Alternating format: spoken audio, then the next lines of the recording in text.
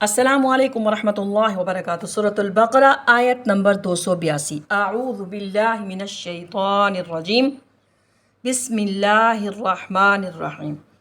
یا ایہا الذین آمنوا اذا تداینتم بدین الی اجل مسمی فاکتبوا ولیکتب بینکم کاتب بالعدل ولا يأب كاتب أن يكتب كما علمه الله فليكتب وليملل الذي عليه الحق وليتق الله ربه ولا يبخس منه شيئا فإن كان الذي عليه الحق سفيها أو ضعيفا أو لا يستطيع أن يمل هو فليملل وليه بالعدل وَاسْتَشْهِدُوا شَهِيدَيْنِ مِنْ رِجَالِكُمْ فَإِنْ لَمْ يَكُونَا رَجُلَيْنِ فَرَجُلٌ وَامْرَأَتَانِ مِمَّنْ تَرْضَوْنَ مِنَ الشُّهَدَاءِ أَنْ تَضِلَّ إِحْدَاهُمَا فَتُذَكِّرَ إِحْدَاهُمَا الْأُخْرَى وَلَا يَأْبَ الشُّهَدَاءُ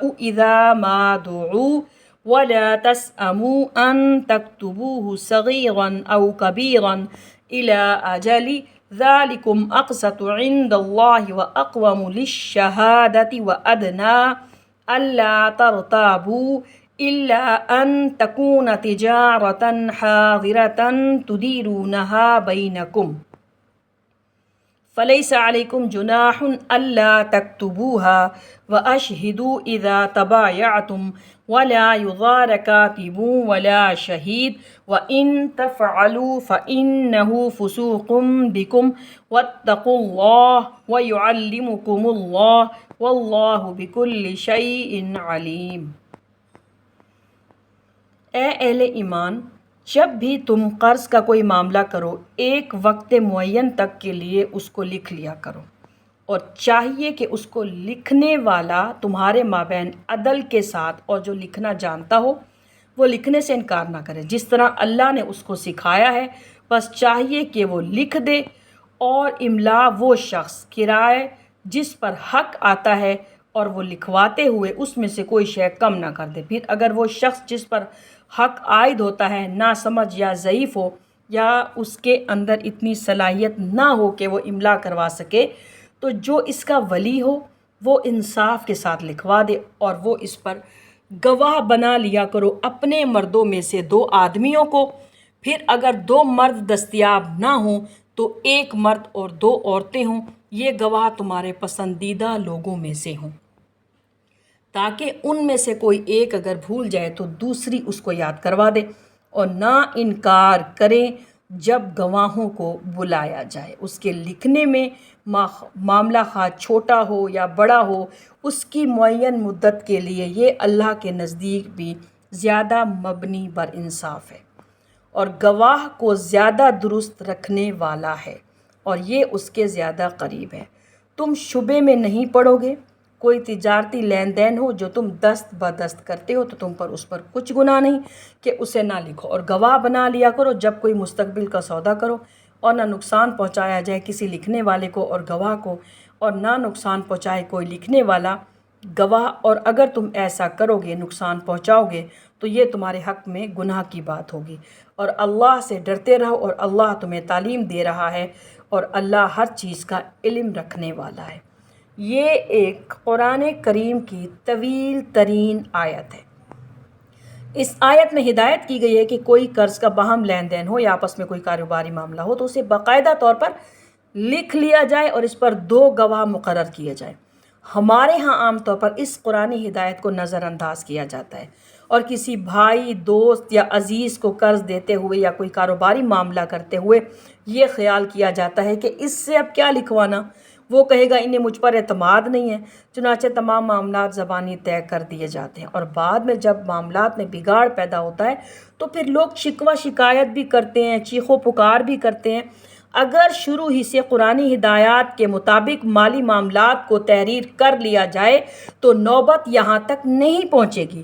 حدیث نبوی صلی اللہ علیہ وآلہ وسلم کا مفہوم ہے کہ جو شخص قرض دیتے ہوئے یا کوئی مالی معاملہ کرتے ہوئے لکھواتا نہیں ہے، اگر اس کا مال ضائع ہو جاتا ہے تو اسے اس پر کوئی اجر نہیں ملتا، اور اگر وہ مقروض کے حق میں بد دعا کرتا ہے تو اللہ تعالیٰ اس کی فریاد نہیں سنتا، کیونکہ اس نے اللہ تعالیٰ کے واضح حکم کی خلاف ورزی کی ہے۔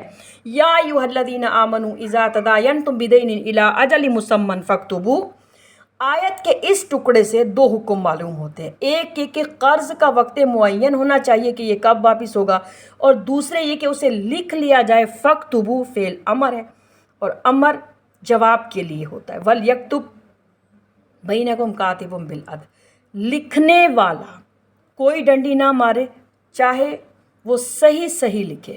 وَلَا يَأْبَ كَاتِبٌ أَن يَكْتُبَ كَمَا عَلَّمَهُ اللَّهُ فَلْيَكْتُبْ، یہ ہدایت تاکید کے ساتھ کی گئی ہے کہ اس معاشرے میں پڑھے لکھے لوگ بہت کم ہوتے ہیں۔ اب بھی معاملات اور معاہدات بالعموم نویس و تحریر کرتے ہیں۔ وَلْيُمْلِلِ الَّذِي عَلَيْهِ الْحَقُّ، یعنی جس نے قرض لیا ہے وہ دستاویزات لکھوائے۔ کیا میں ذمہ داری لے رہا ہوں جس کا مال ہے وہ نہ لکھوائے۔ وَلْيَتَّقِ اللَّهَ رَبَّهُ، اور وہ اللہ سے ڈرتا رہے اپنے رب سے۔ وَلَا يَبْخَسْ مِنْهُ شَيْئًا فَإِنْ كَانَ الَّذِي عَلَيْهِ الْحَقُّ سَفِيهًا أَوْ ضَعِيفًا أَوْ لَا يَسْتَطِيعُ أَنْ يُمِلَّ هُوَ فَلْيُمْلِلْ وَلِيُّهُ بِالْعَدْلِ، اگر قرض لینے والا نہ سمجھ ہو، ضعیف ہو یا دستاویز نہ لکھوا سکتا ہو تو اس کا کوئی ولی، کوئی مختار اس کی طرف سے انصاف کے ساتھ دستاویزات لکھلوا لے۔ وَاسْتَشْهِدُوا شَهِيدَيْنِ مِن رِجَالِكُمْ فَإِن لَّمْ يَكُونَا رَجُلَيْنِ فَرَجُلٌ وَامْرَأَتَانِ مِمَّن تَرْضَوْنَ مِنَ الشُّهَدَاءِ، جن کی گواہی ہر دو فریق کے نزدیک مقبول ہو اور ان پر دونوں کو اعتماد ہو۔ اگر مذکورہ صفات کے دو مرد دستیاب نہیں ہیں تو گواہی کے لیے ایک مرد اور دو عورتوں کا انتخاب کر لیا جائے، یعنی گواہ میں ایک مرد کا ہونا لازم ہے، محض عورت کی گواہی نہیں چلی جائے گی۔ اب سوال یہ پیدا ہوتا ہے کہ ہر قسم کے معاملات میں دو عورتوں کی گواہی ایک مرد کے برابر ہے۔ یہ معاملہ صرف قرض اور مالی معاملات میں دستاویزات تحریر کرنے وقت کا ہے۔ اس کی تفصیل فقہا کے ہاں ملتی ہے۔ ان تضل احداہما فتذکر احداہما الاخری، یہاں عقلی سوال پیدا ہو گیا کہ کیا مرد نہیں بھول سکتا؟ اس کا جواب یہ ہے کہ واقعتاً اللہ تعالیٰ نے عورت کے اندر نسیان کا مادہ زیادہ رکھا ہے۔ الا یعلم من خلق وہو اللطیف الخبیر، کیا وہی نہ جانے گا جس نے پیدا کیا ہے، وہ بڑا باریک بین ہے اور ہر شے کی خبر رکھنے والا ہے۔